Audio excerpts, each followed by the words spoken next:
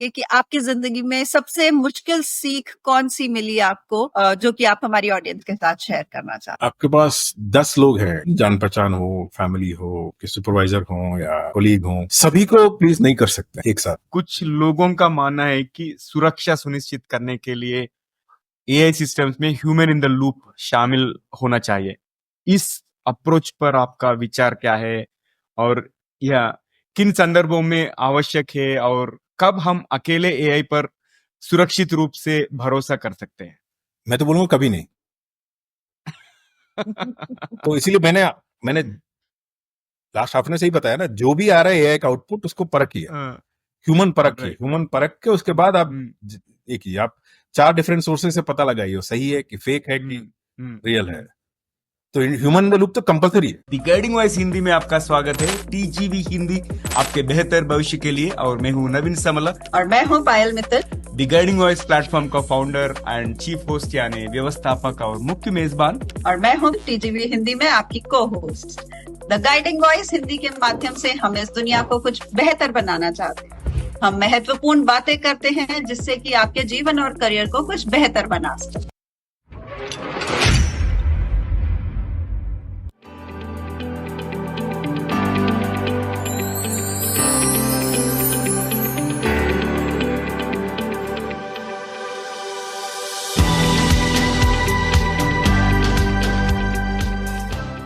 तो दोस्तों, आज हमारे टीजीवी हिंदी वर्चुअल स्टूडियो में हमारे साथ जुड़े हुआ है डॉक्टर श्रीनिवास पद्मनाभुनी जी।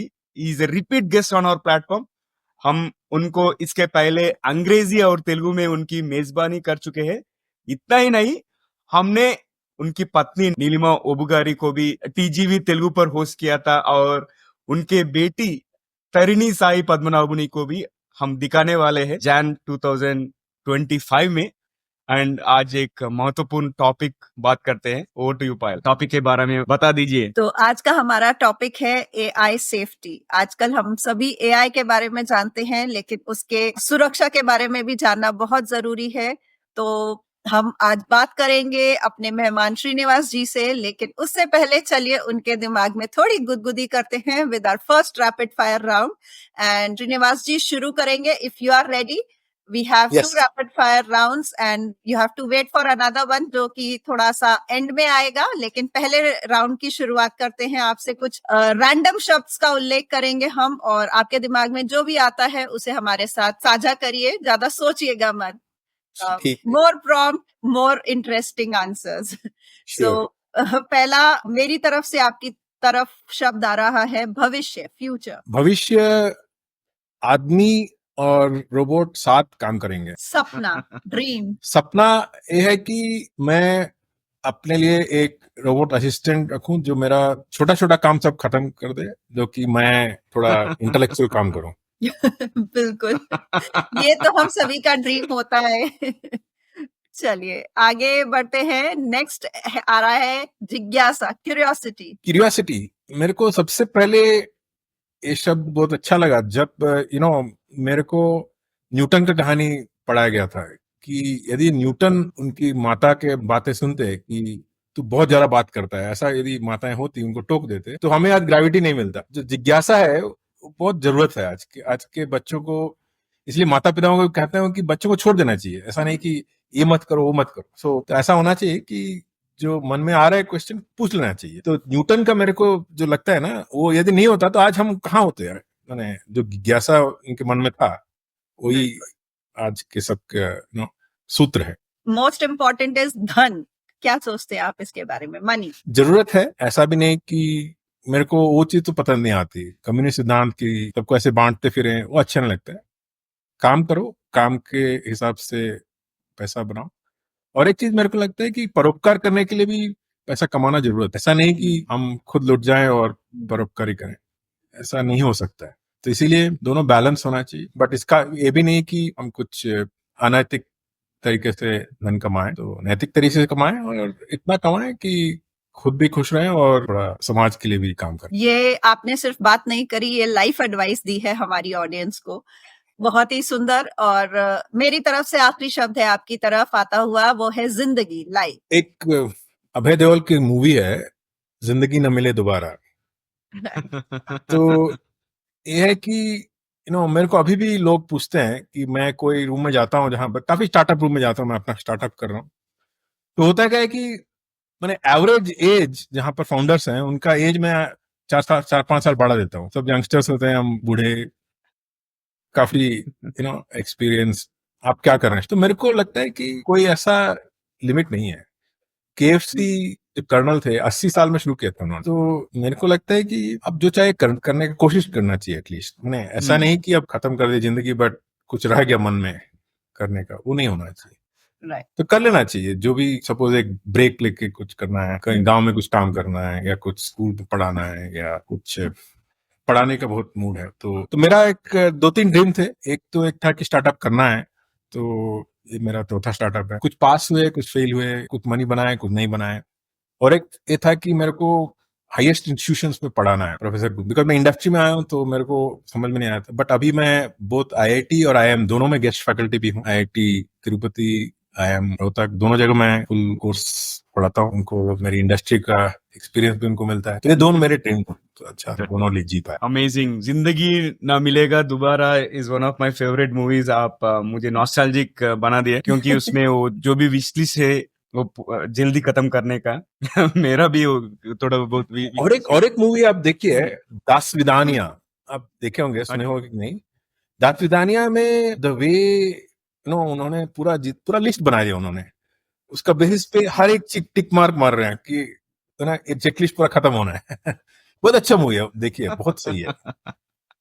राइट राइट, ठीक है, आगे बढ़ते हैं। और मेरे तरफ से पहला शब्द इन्वेंशन यानी आविष्कार। आविष्कार में आपको पता नहीं, इस बार आपने नोबेल प्राइज का आपने कुछ देखा, पढ़ा होगा कि नहीं? केमिस्ट्री में एक नोबेल प्राइज एआई का, एआई एल्गोरिथम को गया है, protein folding structure, alpha fold उसको गया है, डीप माइंड का। तो मेरा ख्याल से उसी तरह से फिजिक्स में भी एआई को ही गया है। तो मेरे ख्याल से कुछ सालों में, जैसे अभी मैं देख रहा हूं, मैं कुछ आईसर के एस्ट्रोफिजिक्स साइंटिस्ट से बात कर रहा था, तो उन्होंने कहा कि बहुत पॉसिबिलिटी है कि एआई के द्वारा ऐसे डिस्कवरीज आएंगे जो मानव कभी जिंदगी भर 100 साल में भी नहीं पता लगा पाएंगे। तो अभी ब्रेस योरसेल्फ, ऐसे ऐसे इन्वेंशन आएंगे, दवाएं आएंगी, साइंटिफिक फीचर्स आएंगे, इन्वेंशंस ऑफ एस्ट्रोनॉमी आएंगे, मटेरियल्स डिस्कवर होंगे एआई के द्वारा विद गाइडेड बाय साइंटिस्ट।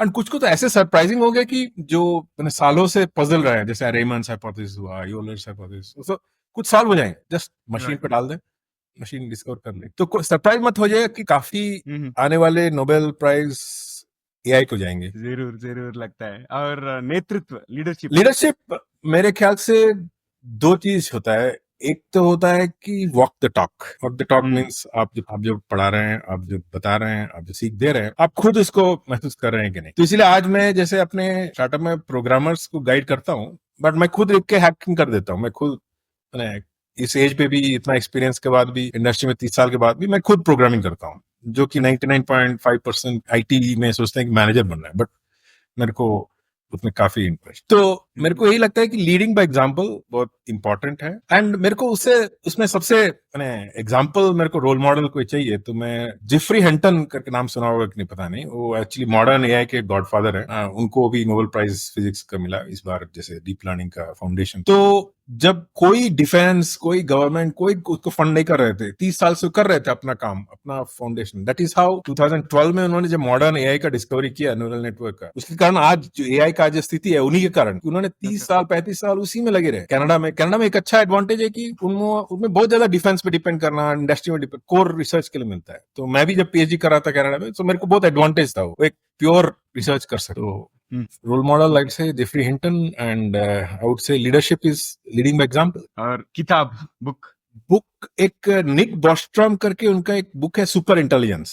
उसमें उन्होंने आज जो मैं बात कर रहा हूँ सब के बारे में बताया है कि वर्ल्ड आएगा, मशीन बड़े हो जाएंगी, मशीन आदमी का काम करेगा, पर सुरक्षा और नैतिकता भी एक इंपॉर्टेंट चीज है, उसमें बताया गया कि एक तरफ हो गया कि डेवलपमेंट होगा, काफी आदमी का काम मशीन करेगा, but at the same time जिम्मेदारी के साथ करना चाहिए, वो चीज उन्होंने भी कहा। तो इस बुक जो है सुपर इंटेलिजेंस, बहुत अच्छी बुक है, काफी वेल कोटेड, काफी लोगों ने पढ़ा है, काफी अच्छा प्रिंसिपल्स। सक्सेस, सफलता, मैं तो बोलूंगा कि example, I think Elon Musk हैं, जो सबसे रिच पर्सन उभर के आए हैं last week, all on just two things. वो अमेरिकन भी नहीं है, वो साउथ अफ्रीका से इमिग्रेट हो गए हैं इंडिया में, काफी झेले हैं, काफी यूएस में झेला है, बट उनको एक ही चीज अच्छा लगा, रिस्क लेते हैं, रकम रकम करे। स्पेस में जब नासा के पास कैपेबिलिटी नहीं, इन्होंने स्पेसएक्स बनाया, उन्होंने बताया कि रॉकेट को बाहर भेज के सेफली लैंड करवाया 2 वीक पहले, इतना सुंदर लैंडिंग, सेफ लैंडिंग। वैसे ही वो बोल रहे हैं अंदर टनल के अंदर एक सिटी बना देंगे, बोरिंग टनल के।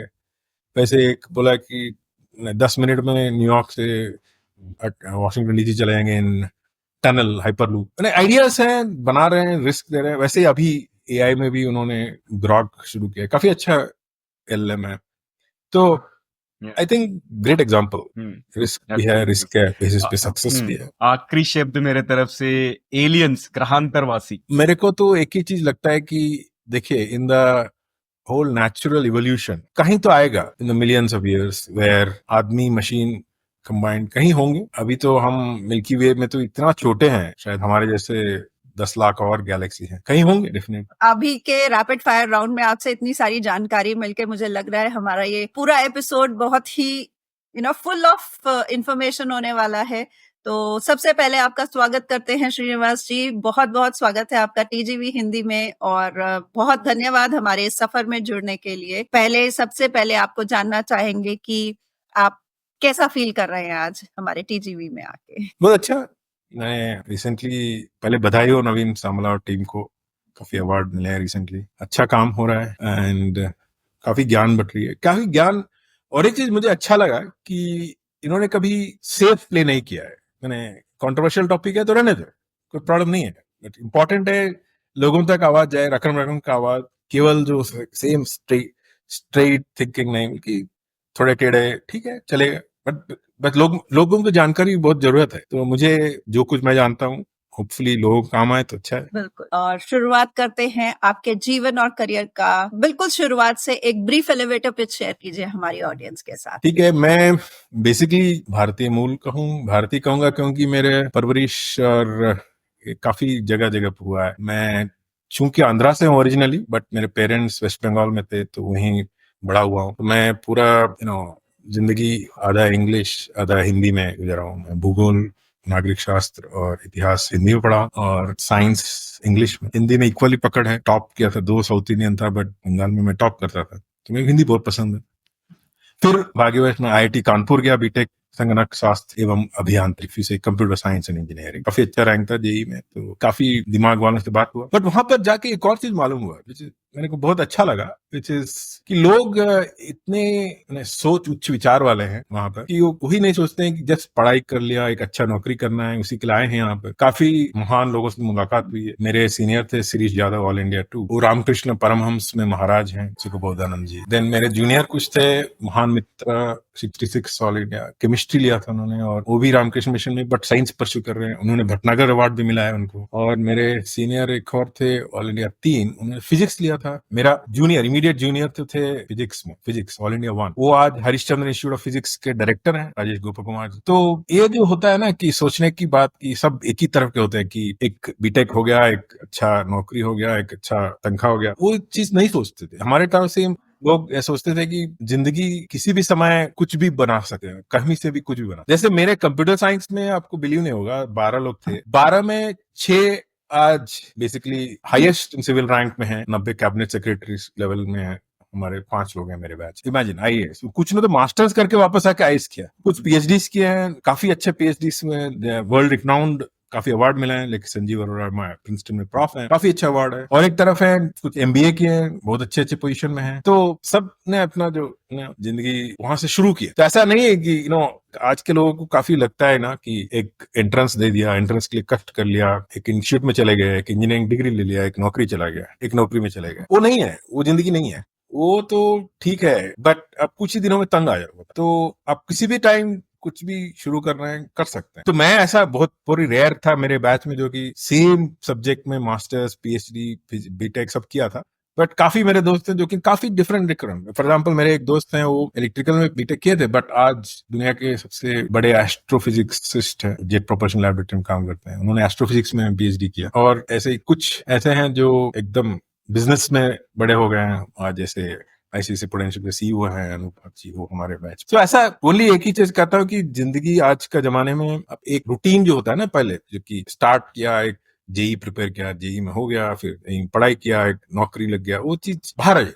मैंने एडवाइस है सभी को, डिस्कवर कीजिए आप क्या करना चाहते। कोई पढ़ाई का भी कोई उतना प्रेशर नहीं है अभी, कोई भी टाइम में कहीं भी प्रेशर। अभी आजकल डिजिटल मीडियम इतना हो गया है कि आप यू वोंट बिलीव 80 साल में लोग एमबीए ले रहे हैं, यूएस में जा रहे हैं, वापस पढ़ रहे हैं। तो मैंने बीटेक के बाद एमटेक किया कंप्यूटर साइंस, फिर पीएचडी किया कंप्यूटर साइंस में ही। बट उसके बाद मेरा बहुत इंटरेस्टिंग जर्नी रहा है। मेरे पास दो ऑप्शन थे, एक तो आईआईटी में फैकल्टी बन सकते थे एंड ऑफर्स, बट एक और था कि मेरे जूनियर थे, एक सीनियर थे जो काफी बड़े नाम कमा चुके थे सिलिकॉन वैली में। उन्होंने एक नया स्टार्टअप सोचने का सोच रहे थे, टेक्नोलॉजी स्टार्टअप। तो 99 एंड में मैं इंडिया वापस आ गया और उस स्टार्टअप को संभाला।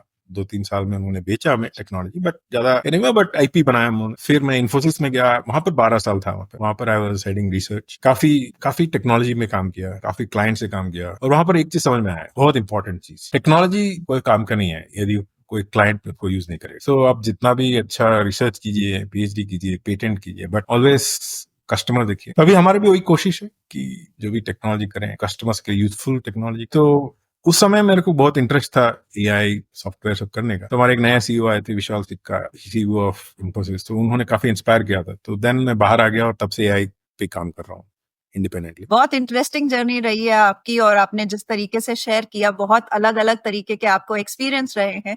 तो हम ये जानना चाहेंगे कि इन एक्सपीरियंसेस में से आपके लिए आपका गाइडिंग वॉइस कौन बना, कहाँ आपको, आपके लिए कौन आपका गाइडिंग वॉइस या आपका मार्गदर्शक आवाज रही आपके लिए? मार्गदर्शक, मेरे को एक चीज अच्छा लगता था कि मेरे को एक बहुत पहले से एक गट फील था, जब से मैं बीटेक गया था, कि कंप्यूटर्स तो लाइफ को बदल देंगे, आदमी के लाइफ को बदल देंगे। और मेरे को एक्चुअली जॉन मैकार्थी और मार्विन मिन्स्की करके दो बहुत फेमस कंप्यूटर साइंटिस्ट हैं। इनफैक्ट मार्विन मिन्स्की, इंटरेस्टिंग है कि उन्होंने एक्चुअली 2 अवार्ड लिए थे। I think he got in economics and I think one more Nobel award. तो उनका कहना था कि कभी ना कभी ये टेक्नोलॉजी इतना पावरफुल बनेगा, जो आज का दिन हो रहा है, जैसे हम देख रहे हैं, जो consciousness being replaced by machines। उन्होंने उस जमाने में कहा था 1950s। तो मेरे को फील्ड बहुत भाग गया। तो मैं तो कहूंगा कि दिस इज इनएविटेबल। तो मेरे को बहुत अच्छा लगा, इसलिए उसी में मैं बीटेक, पीएचडी, एमटेक सभी उसी एरिया में किया हूँ। एआई ने जमाने, you won't believe it, 33 years हो गए अभी एआई में घुस के मेरे। और श्रीनिवास जी, आपके इस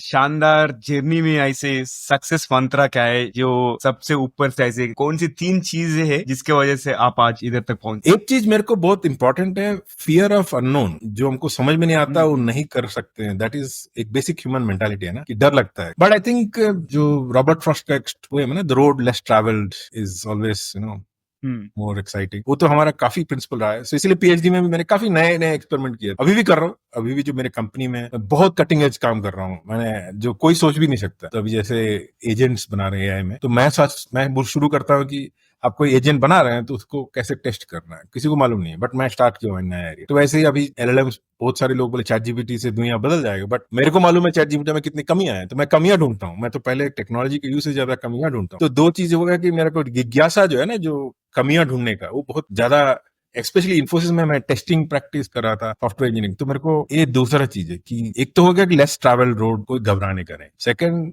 हर चीज को परखने का, वो चीज मेरे को एक हो गया है, बेसिक हैबिट हो गया। और थर्ड चीज, मेरा बहुत इंपॉर्टेंट चीज मेरे को इट डिफाइंस मी इज, मेरे को लोगों को पढ़ा के मैं खुद ज्यादा सीखता हूँ। मैं अभी आईआईटी में गेस्ट फैकल्टी हूँ, आईएम में, बिकॉज मैं उनको नया चीज दिखाना चाहता हूँ, इंडस्ट्री में क्या हो रहा है। तो उसी बहाने मेरे को एडवांटेज भी होता है, मैं उनसे यंगस्टर से बात करके नए नए चीज अपने कंपनी में भी ला सकता हूँ, ऊपर से उनसे काम भी अच्छा करवा सकता हूँ, बिकॉज काफी इंटर्न्स आते हैं मेरे।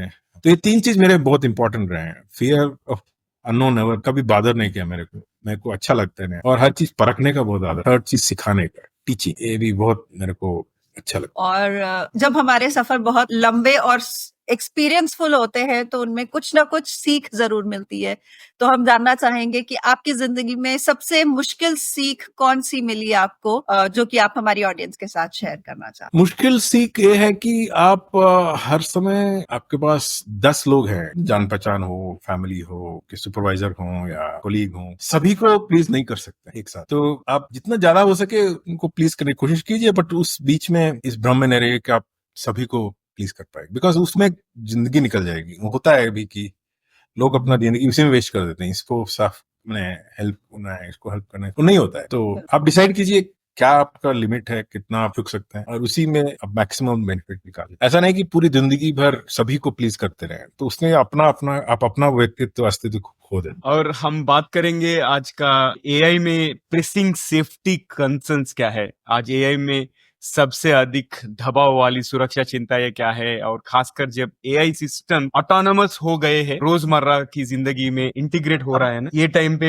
हम जिस चैलेंजेस के बारे में फोकस करना, आप उसके बारे में शेयर कीजिए। ओके, तो मेरे को एक चीज मैंने सबसे खतरनाक बात ये लगती है कि हम मशीन में आदमी से ज्यादा जल्दी बिलीव कर लेते हैं। तो आपका कोई आउटपुट आ गया चैट जीपीटी से, आप इमीडिएटली बिलीव कर लेंगे। वही आप एक्सपर्ट भी बताए तो भी उसको डाउट करना शुरू करेंगे। Right. ये सबसे बड़ा सेफ्टी प्रॉब्लम। एंड आज के जमाने में सभी एआई प्रोग्राम्स कुछ ना कुछ गलतियां करती हैं। ऐसा नहीं कि उनका पूरा तरह से परीक्षण हुआ है, परखना हुआ है। बिकॉज मैं देख रहा हूँ ना, मेरा कंपनी जो करता है वही करते हैं, जांच पड़ताल करती है, वो सही काम कर रहे हैं कि या को किस टाइप का गलती कर रहे हैं, वो डिस्कवर करते हैं। तो जैसे एक सिंपल चीज बताता हूँ, अभी आप काफी एलएलएम जैसे परप्लेक्सिटी हुआ या चैट जीपीटी हुआ, उनमें आप देखेंगे कि दुनिया भर का डेटा के ऊपर ट्रेन किया हुआ है। तो दुनिया भर के डेटा में काफी बायस है, भेदभाव है। भेदभाव जैसे आप किसी को नर्स बताएंगे और किसी को डॉक्टर बताएंगे, डॉक्टर को बोलेगा ही, नर्स को बोलेगा शी। बट मैं तो जहां गेस्ट में जा रहा था वहां पर तो कितने सारे मेल नर्सेस। तो ये जो भेदभाव है ना, ऐसे और भी इंटरेस्टिंग आपको मालूम नहीं होगा कि अभी जो रिसेंट इंसिडेंट्स हुए हैं यूएस में,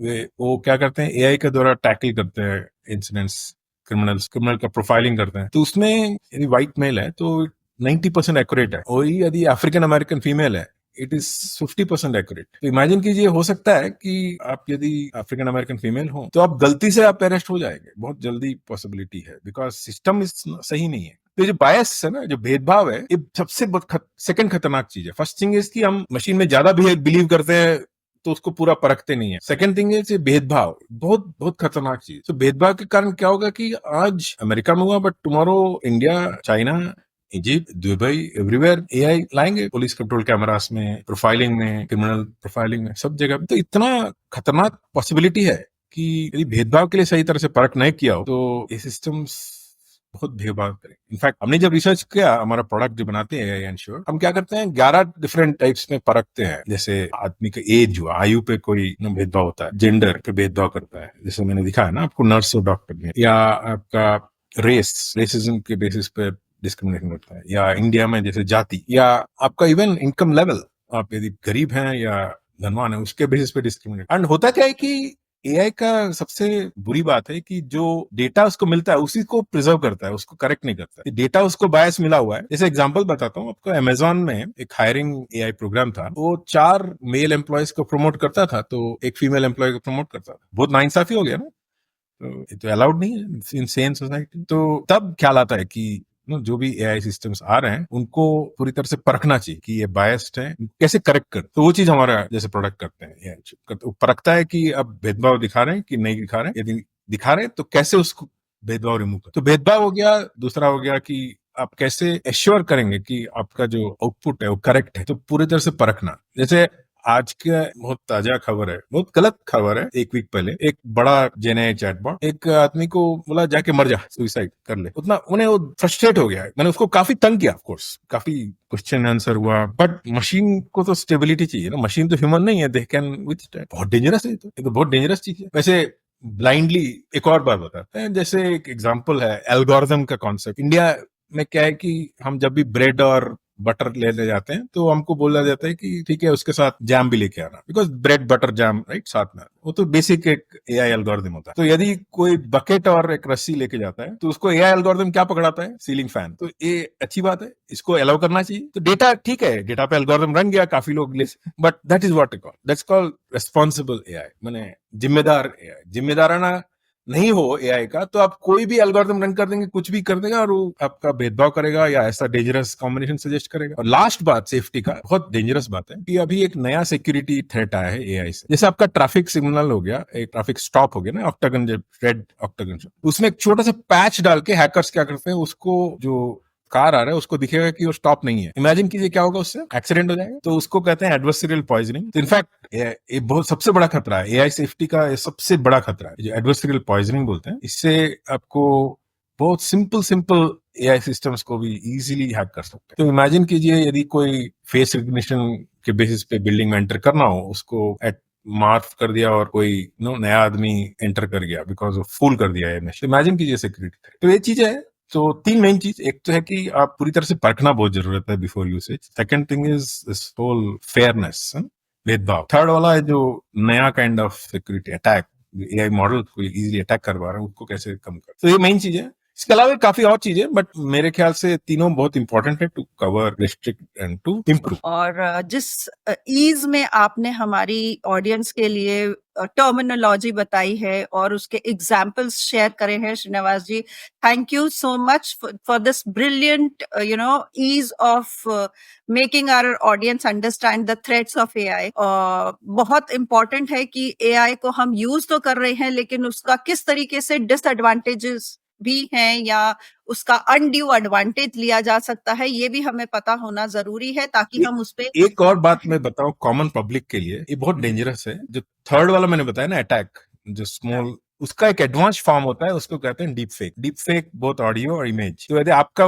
चेहरा जैसा एक डीप फेक बना सकते हैं बहुत आसानी से। एंड इमेजिन कीजिए आप किसी ऐसे इसमें फंस गए हैं कि आपका चेहरा दिखा के आपके माता पिता को सडनली कॉल कर दिया किसी ने फोन पे कि मैं मुसीबत में हूँ, पैसा भेजिए। तो ऐसा स्कैम तो बहुत हो रहा है अभी। वैसे ही ऑडियो को क्लोन करके एआई, दिस ऑल एआई का एआई के डीप फेक से। तो you can say fourth problem of AI is deep fake, both audio and image. उसके कारण कितने सारे रैंसम कॉल्स आ रहे हैं, डिजिटल अरेस्ट हो रहे हैं, खतरा भरा मेल आता है, खतरा भरा कॉल आता है कि आप माता पिता कॉल जाता है माँ में किडनैप हो गया। तो उसके लिए एक एडवाइस है कॉमन पीपल के लिए, even police commissioner and all they are advising कि आप कोई लिंक क्लिक मत कीजिए, कोई भी आपको कॉल करता है उसको बिलीव नहीं कीजिए, कोई भी इनफैक्ट जो भी सर्च इंजन में भी आता है आपका, उसको देखिए और 10 जगह वेरीफाई कीजिए करेक्ट है कि नहीं, करेक्ट न्यूज है कि नहीं। तो मेरे ख्याल से इससे तो खतरा बहुत बढ़ गया है एआई के कारण, जो स्पेशली डीप फेक का जो खतरा है। तो बहुत आपको फेमस डीप फेक इंसिडेंट्स भी मालूम होंगे, जैसे रश्मिका मंदाना का इंसिडेंट था, बहुत बहुत गलत बात है। सो अभी डबल चौकन्ना होना पड़ेगा। जो भी आपके पास आता है आवाज या कोई भी इमेज आपके पास आता है, आप 10 बार वेरीफाई कीजिए। आपकी जान पहचान वाले हैं तो कुछ कोड वर्ड रखिए, सो दैट आप समझेंगे कि आप जेन्युइनली किसी बात कर रहे हैं, कोई एआई वाले से नहीं। बहुत बहुत जरूरत है जनता को जागरूक होने का। और इसी में हम अगले स्टेप पे बढ़ते हैं और आपसे जानना चाहेंगे कि एआई की ग्रोइंग कैपेबिलिटीज, बढ़ती क्षमता के साथ हम दुरुपयोग को रोकने के लिए एथिकल बाउंड्रीज को कैसे डिफाइन कर सकते हैं और इसकी जो एथिकल सेफगार्ड है उनको उपाय बनाने में क्या चुनौतियां या चैलेंजेस का सामना करना पड़ता है। देखिए एथिकल जब बोलते हैं ना, एथिकल या जिम्मेदाराना एआई जो बोलते हैं, उसमें जैसे मैंने कहा 3-4 डायमेंशन है। एक तो हो गया भेदभाव वाला, कि आप देखिए कि कोई जो डेटा के बेसिस पे जो ट्रेन कर रहे हैं तो उसको किसी तरह से समानता लेके आए। तो जैसे हमारा सॉफ्टवेयर करता है एआई इंस्टीट्यूट, करता है कि आप जेंडर या लेट्स से लिंग के बेसिस पे भेदभाव कम करना चाहते, तो एग्जिस्टिंग डेटा को लेके वो क्या करता है कि बैलेंस क्रिएट करता है। यदि 80 रिकॉर्ड है मेल और 20 रिकॉर्ड है फीमेल, तो नॉर्मल ट्रेनिंग में वो ऐसे ही चला जाएगा, तो उसलिए 4:1 बिहेवियर होगा।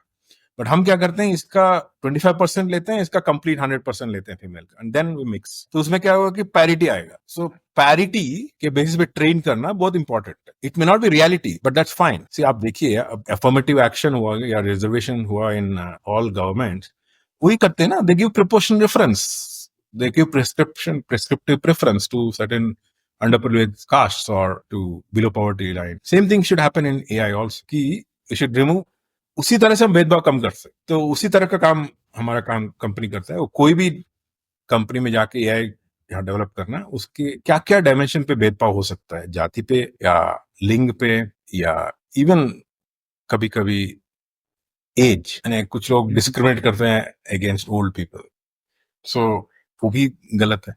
तो हम वो सब देखते हैं, उसके बेसिस पे हम उसको परख के कैसे उसको करेक्ट करना है, सो दैट भेदभाव रहित मॉडल बने। So second safety thing which says, आपने एथिकल हैकिंग का नाम सुना होगा। आई थिंक कुछ एक गेस्ट भी आए होंगे एथिकल हैकिंग पे। एथिकल हैकिंग भी करते हैं।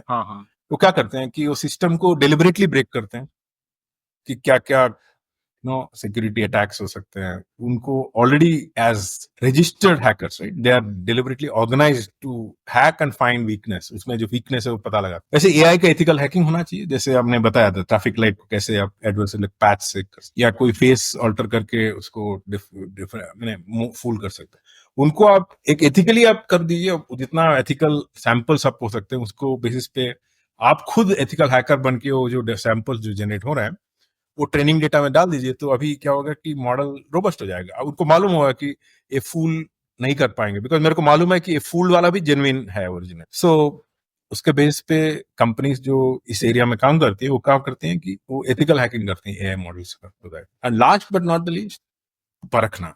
परखना का मतलब है कि लैब में आप टेस्ट कर लिया 90% एक्यूरेट, 95% एक्यूरेट बोलते, आपने सुना होगा एआई का कि 95% एक्यूरेट है, बट उसमें क्या है कि लैब में क्या है कि अब लैब एनवायरनमेंट में ही टेस्ट करते हैं ना, आप रियल एनवायरनमेंट में टेस्ट तो नहीं करते। जैसे आपका एक एग्जांपल देता हूं, आपका कार हो गया, ड्राइवरलेस कार हो गया, आप लैब में कर सकते हैं, बट उसको रियल लाइफ सिनेरियो में टेस्ट करना है तो आपको सब डिफरेंट डिफरेंट कंडीशन सेट करना होगा ना। कोई डार्क बैकग्राउंड, या एक एक्सीडेंट हुआ था जिसमें एक कार को टकरा गया, ऑटोमेटिव कार, ये टेस्ला वाला एक ट्रक को टकरा दिया, क्योंकि ट्रक का कलर आकाश का कलर से मैच कर रहा था, वो डिस्टिंग्विश नहीं कर पाया, तो एक्सीडेंट हो गया। तो ऐसा टाइप एक्सट्रीम सिनेरियो सब जनरेट करके लैब में ही टेस्ट करने, उसीलिए टेस्टिंग बहुत जरूरत हो गया है। एआई का जो बिफोर डिप्लॉयमेंट आप कंप्लीट टेस्ट कीजिए, दैट्स वेयर हमारा कंपनी करते हैं। AI ensure that what we say, we want to believe in the system of AI, but only after verification. Trust but verify. So I think ये चीज बहुत important, सब dimension important है for ensuring कि कल AI successful हो, या तो सक्सेसफुल होगा बट गलत तरीके से। और श्रीनिवास जी, आपने भेदभाव के बारे में बोल चुके हैं, और अगर एआई सिस्टम्स को देखे तो अक्सर ये पूर्वाग्रहों या भेदभाव को दोहराते हैं या बढ़ाते हैं।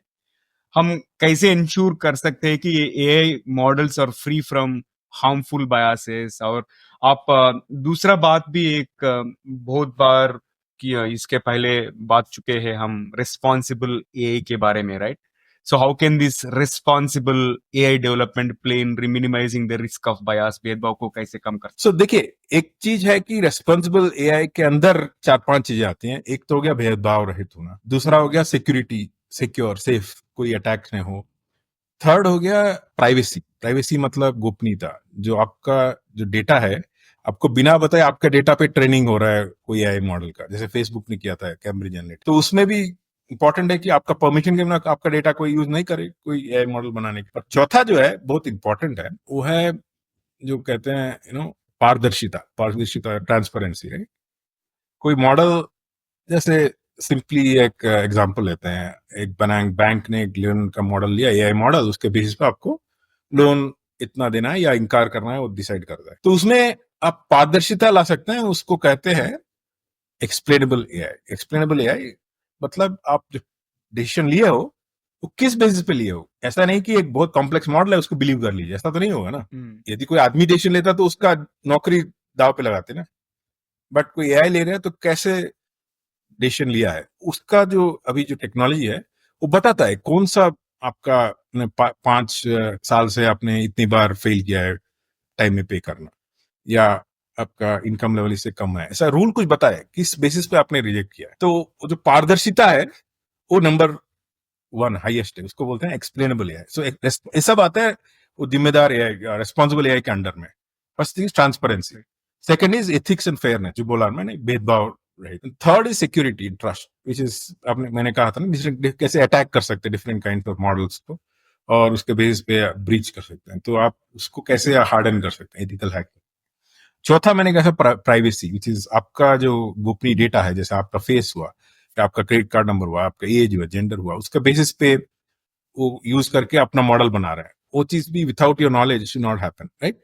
एंड लास्टली वेरी इंपॉर्टेंट, परखना, एनफ टेस्टिंग। आप सभी चीजों के लिए, भेदभाव के लिए और अकाउंटेबिलिटी और फेयरनेस, सिक्योरिटी, प्राइवेसी, इस सभी डायमेंशन के लिए आप एनफ टेस्टिंग की, बिकॉज इनकम्प्लीट टेस्टिंग, पूरा टेस्ट नहीं किया रियल वर्ल्ड सिनेरियोस लेके, तो आपको ऐसे ही होगा, जो फील्ड में जाएगा तो को इजीली हैक कर सकेंगे, या तो हो सकेगा कि वो मॉडल बना दिया जो आपका प्राइवेट डेटा पे बना है।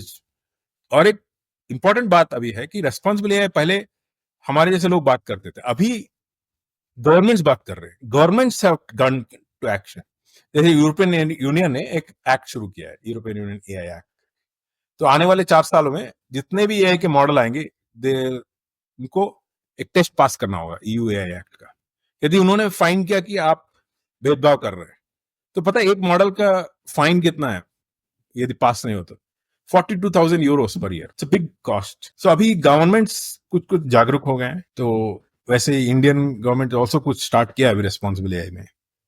और से यूएस में एक बाइडेंस एग्जीक्यूटिव ऑर्डर करके शुरू हुआ है, यूके में भी एक शुरू हुआ है, और एक इंटरनेशनल स्टैंडर्ड्स लेवल पे आईएसओ में भी बात हो रहा है, IEEE में भी, कैसे रेस्पॉन्सिबल एआई को बढ़ाया जाए। बट अभी भी सब स्टैंडर्ड फॉर्म में हो रहा है। तो अभी तक क्या है कि लोग प्रैक्टिस में कर रहे हैं कि भेदभाव कैसे कम किया जाए, या सिक्योरिटी कैसे बढ़ाया जाए, या प्राइवेसी कैसे इंक्रीज किया जाए, या कैसे ट्रांसपेरेंसी लाया जाए।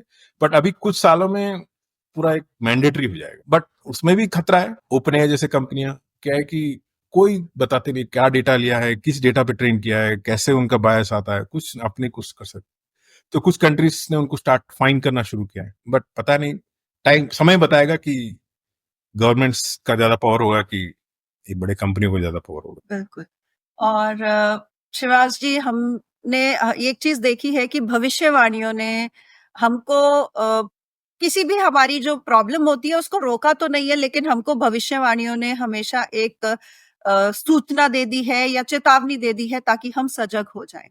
तो एआई के जो ये पूरा सिस्टम है उसमें भी मैं आपसे ये जानना चाहूंगी कि कुछ वास्तविक दुनिया के ऐसे कौन से उदाहरण हैं जहां एआई सिस्टम ने अनइंटेंडेड हार्म कॉज किया है, और दूसरी चीज ये कि हम कैसे प्रिडिक्ट कर सकते हैं और मिटिगेट कर सकते हैं इस एआई के सॉल्यूशंस को डिप्लॉय करने से पहले। क्या भविष्यवाणी इन परिणामों की कैसे उनको कम करने में हेल्पफुल हो सकती है? सेम जैसे मैंने कहा, देखिए आप भेदभाव के बारे में बता रहे हैं। जैसे अमेजोन का मैंने इंसिडेंट बताया ना, आपको प्रमोशन में 4 मेल एम्प्लॉयज को प्रमोट कर रहे थे, तो एक लेडी एम्प्लॉय, तो इमीडिएटली उसको बंद करना पड़ा। उन्होंने कुछ $1 मिलियन खर्च किए थे। कुछ कंपनी जैसे इस एरिया में they have been heavily fined. For example some banks, कुछ जैसे उन्होंने लोन प्रोसेसिंग में ऐसे ही डिस्क्रिमिनेशन दिखाया, तो उनको काफी फाइन का सामना करना। तो इंसिडेंट तो काफी है। एक इंसिडेंट तो आपको अभी अभी बताया मैं, जैसे एक LLM हुआ, वो जैसे बात कर रहा था, उसको कहा जाके सुसाइड कर ले, इट्स डेंजरस। तो इसका एक ही चीज है, अगेन परखना, एनफ परखना। एक तो हो गया कि मैन्युफैक्चरर जैसे एपीआई जो बनाया, उन्होंने कुछ टेस्टिंग किया है, बट वो एनफ नहीं है। आपको भी समझना पड़ेगा कि जो यूज कर रहे हैं एआई को, उनको भी डबल श्योर होना पड़ेगा वो सही है कि डीप फेक है कंटेंट, वो जो किया है, जो आ रहा है कंटेंट, वो डिस्क्रिमिनेटेड है कि नहीं है। तो इसीलिए टूल्स भी चाहिए जो आपको रेस्पॉन्सिबल एआई के रूप में टेस्ट करेंगे कि वो एक्चुअली भेदभाव कर रहा है, या का सिक्योरिटी इशू है, या प्राइवेसी लीकेज हो रहा है, या वो ट्रांसपेरेंसी प्रॉब्लम है।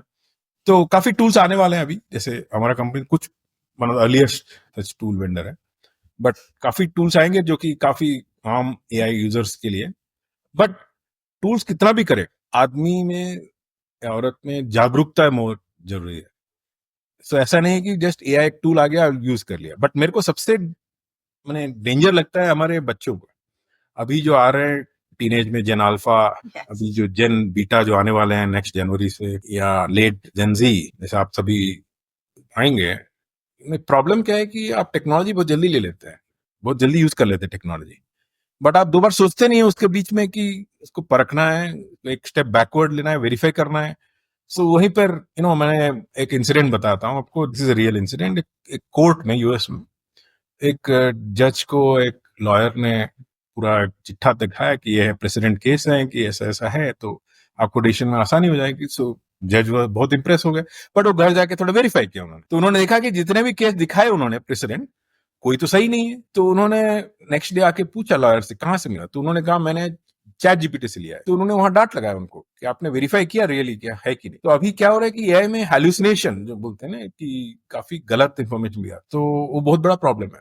तो इसीलिए बहुत जरूरत है कि एक लेयर डालने का। अब जो इन्फॉर्मेशन आया उसको आप एक बार क्रॉस वेरीफाई कीजिए 4-5 सोर्सेज से। फेक न्यूज है, फेक इमेज है, फेक फैक्ट है, उसको वेरीफाई कीजिए। तो बेसिकली टेक्नोलॉजी आएगा, बट टेक्नोलॉजी को यूज करने के लिए थोड़ी जिम्मेदारी आती है लोगों में। बट हमारे क्या क्या होता है कि ऑटोमेशन बायस बोलते हैं, बहुत जल्दी बिलीव कर लेते हैं मशीन को, दोस्त बताता है उससे भी जल्दी हम मशीन को बिलीव कर लेते हैं। तो अभी उसको कम करना पड़ेगा।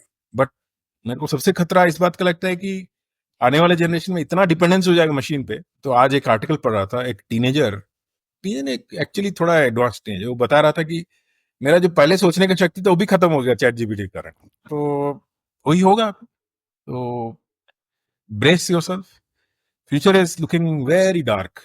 बहुत खतरा है, इतना खतरा है कि लोग स्कूल जाना बंद कर देंगे, लोग अपना दिमाग लगाना बंद कर देंगे, जो कि बहुत खतरा है, बहुत खतरा। आप मुझे इडियोक्रेसी करके एक मूवी है इंग्लिश में, वो मूवी का याद दिलाया आप। ये भूगोल क्या बोलते हैं 50th सेंचुरी में कैसे दिखता है, उसमें दिखा है। एंड अगर आपको ABCD A to Z तक आप बोले तो आप अमेरिका का प्रेसिडेंट बन सकते हैं, वो बताया था वो मूवी में। होगा, हो सकता है, हो सकता है। लोग तो दिमाग यूज करना बंद कर दिया पूरा, ये social media digital devices addiction में। आप बहुत सारा बातें बताए, एक पूरा आई ओपनिंग कॉन्वर्सेशन चल रहा है। और श्रीनिवास जी, कुछ लोगों का मानना है कि सुरक्षा सुनिश्चित करने के लिए AI सिस्टम्स में ह्यूमन इन द लूप शामिल होना चाहिए। इस अप्रोच पर आपका विचार क्या है, और यह किन संदर्भों में आवश्यक है, और कब हम अकेले AI पर सुरक्षित रूप से भरोसा कर सकते हैं? मैं तो बोलूंगा कभी नहीं। तो इसीलिए मैंने लास्ट हाफ में से ही बताया ना, जो भी आ रहा है एआई का आउटपुट उसको परखिए, ह्यूमन परखिए, ह्यूमन परख के उसके बाद आप देखिए, आप 4 डिफरेंट सोर्सेज से पता लगाइए सही है कि फेक है कि रियल है। तो ह्यूमन इन द लूप तो कंपलसरी है। तो अभी क्या है कि हम लोग थोड़ा very early love with machine में है, बट कुछ साल में फ्रस्ट्रेशन भी शुरू हो जाएगा कि क्वालिटी अच्छा नहीं है, ये नहीं है, तो तब ह्यूमन इंटरवेंशन मैंडेटरी हो जाएगा। तो मेरे को वही लग रहा है, जैसे मैंने बताया ना स्टार्ट में, कि human plus robots will coexist. So it will not be like it will be replaced completely by AI or robots. It will be like coexist.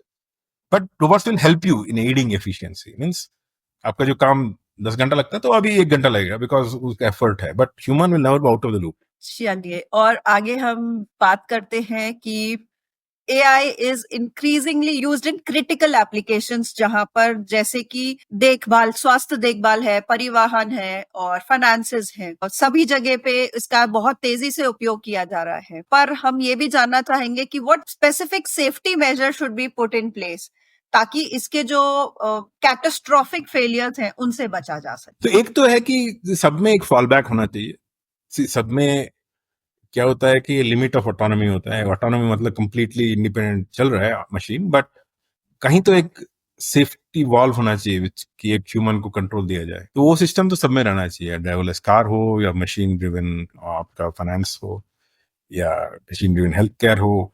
सो ऐसा मैं नहीं कहूंगा कि रोक लीजिए आप एडवांसमेंट ऑलवेज कीजिए, बट ओवरसाइट, जैसे आप ह्यूमन इन द लूप बोल रहे हैं, वो चीज बहुत जरूरत है। Human in the loop for oversight, and ऊपर से टूल्स, जैसे मैं बता रहा था, परखना। अब बिफोर डिप्लॉयमेंट अब सही तरह से कंप्लीट परखिए, वो भेदभाव कर रहा है, आपका सिक्योरिटी इश्यू है, कोई प्राइवेसी लीकेज हो रहा है, या सब डिफरेंट सिनेरियो में काम कर रहा है, तो परखना। I think testing and responsible AI is very important. So कोई भी AI सिस्टम जस्ट ऐसे ही डिप्लॉय नहीं कीजिए, बट काफी टेस्ट करने के बाद डिप्लॉय कीजिए। दैट्स व्हाई काफी स्कोप है for testing AI। That's what हम कर रहे हैं, और हमारा इच्छा है कि हर एक मानव जो AI यूज कर रहा है उसको अपनाए, कि सभी चीज इमीडिएटली बिलीव ना करें, थोड़ा एक कंट्रोल, एक टेक स्टेप बैक ले और उसको परखिए, उसके बाद यूज कीजिए। सुपर्ब। अब तक तो बहुत शानदार, बहुत अद्भुत बातचीत हुए, और समय आ चुका है एपिसोड में थोड़ा मसाला ऐड करके और थोड़ा एक्साइटमेंट बढ़ाने का।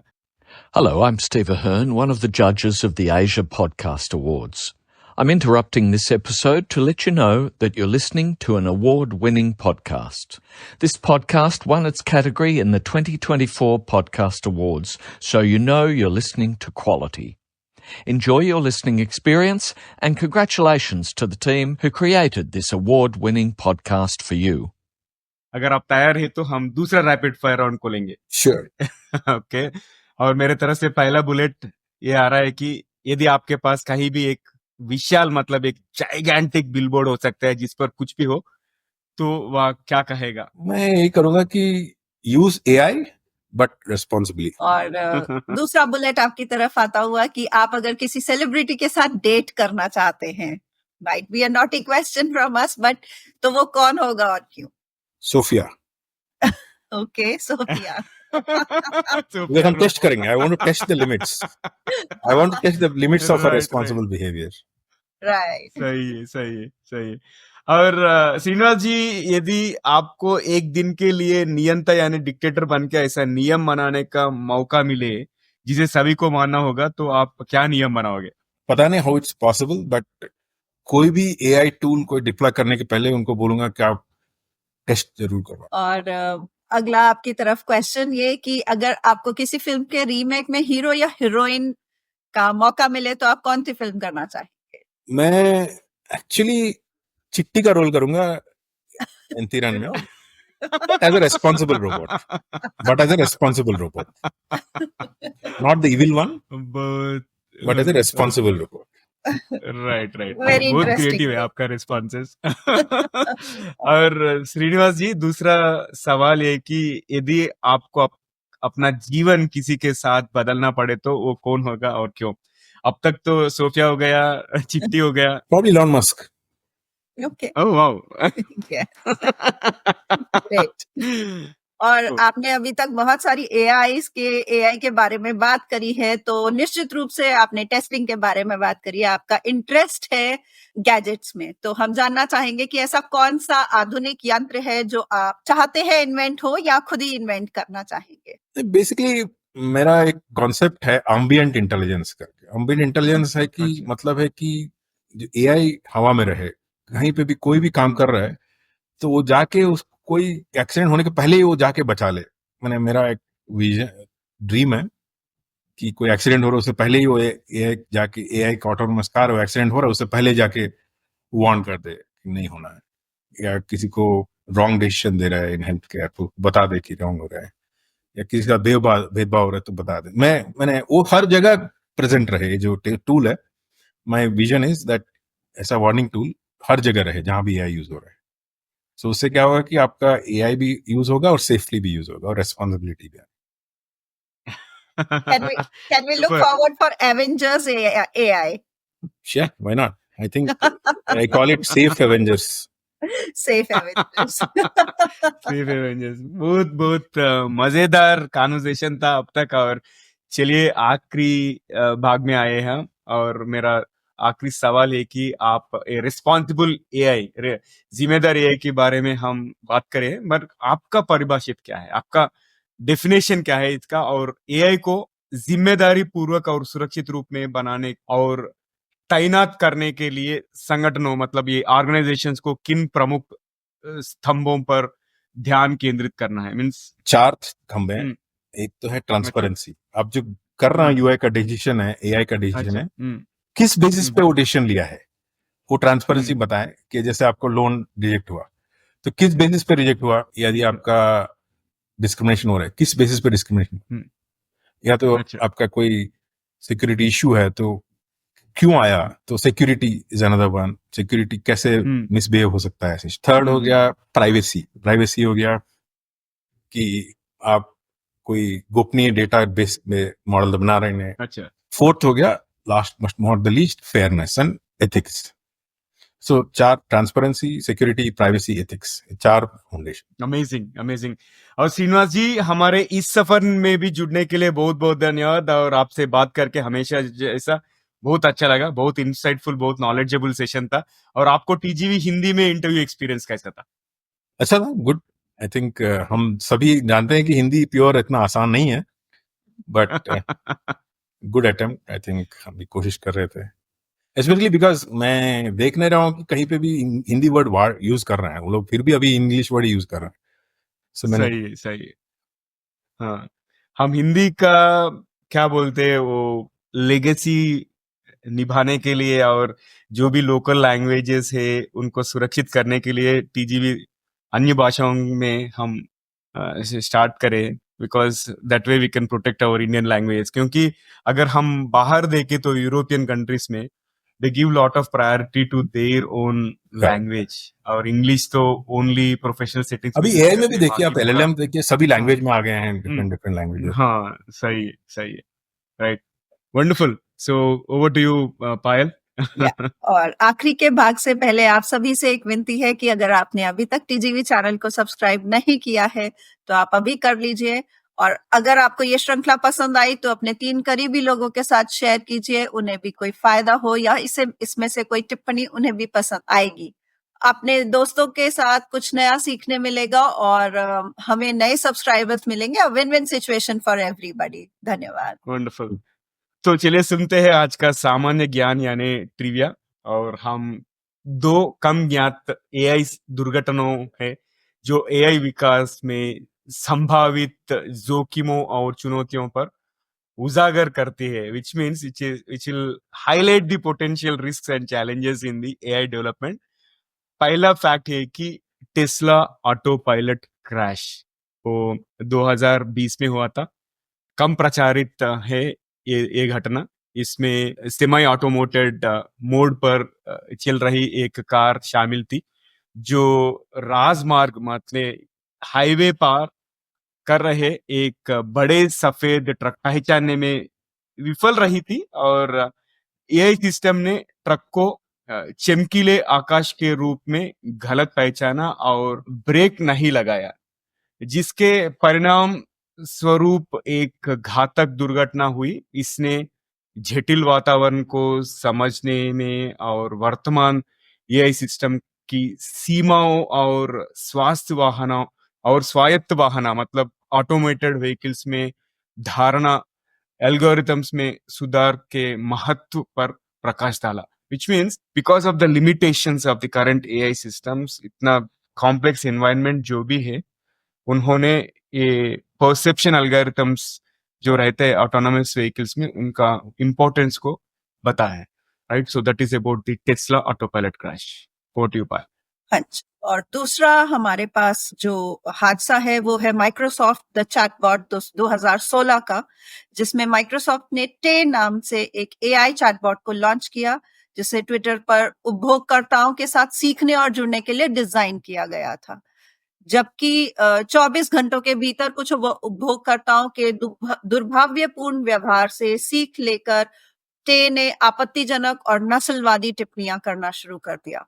इस घटना ने बाहरी हेरफेर के प्रति एआई सिस्टम की भेद्यता, जिसको हम वल्नरेबिलिटी कहते हैं, उसको उजागर किया और हानिकारक आउटपुट को रोकने के लिए प्रशिक्षण डेटा को फिल्टर करने और सुरक्षा उपाय को लागू करने के महत्व को रेखांकित किया. Means it showed the importance of filtering training data and implementing safeguards to prevent harmful outputs. Alright, so ये था आज का सामान्य ज्ञान. और दोस्तों, before you go away, tell us if you have come across any of these kind of issues while using AI. और इसके अलावा AI के बारे में आपको जो भी इंटरेस्टिंग फैक्ट पता है वो भी आप शेयर कर सकते हैं. अगर ये एपिसोड आप यूट्यूब में देख रहे हैं तो वहां पे कमेंट कर सकते हैं, तो आपको ये एपिसोड कहीं सोशल मीडिया प्लेटफॉर्म या ऑडियो प्लेटफॉर्म में मिले तो वहां पे भी कमेंट कर सकते हैं. तो आज के लिए यही पर समाप्त करते हैं अपना एपिसोड. और दोस्तों, टीजीवी हिंदी में ट्यून करने के लिए बहुत बहुत धन्यवाद. और आपको कोई प्रतिक्रिया यानी सजेशंस है, या अगर आप किसी को हमारे मेहमान करके बुलाना चाहे तो हमें जरूर ईमेल करें. हमारा ईमेल एड्रेस tgvhindi@gmail.com. मैं हूँ पायल मित्तल, आपकी हमसफर. यही उम्मीद करते हैं कि हमारी ये कोशिश लोगों के साथ जिंदगी में कुछ अमूल्य बातें पहुंचाए. अगली बार तक के लिए नमस्ते और धन्यवाद. तो सुनते रहिए, देखते रहिए टीजीवी हिंदी. टीजीवी हिंदी आपके बेहतर भविष्य के लिए. फिर से दूसरे एपिसोड में और एक अच्छा मेहमान के साथ मिलेंगे. जब तक take care, love you all, bye bye. Thank you. नमस्ते.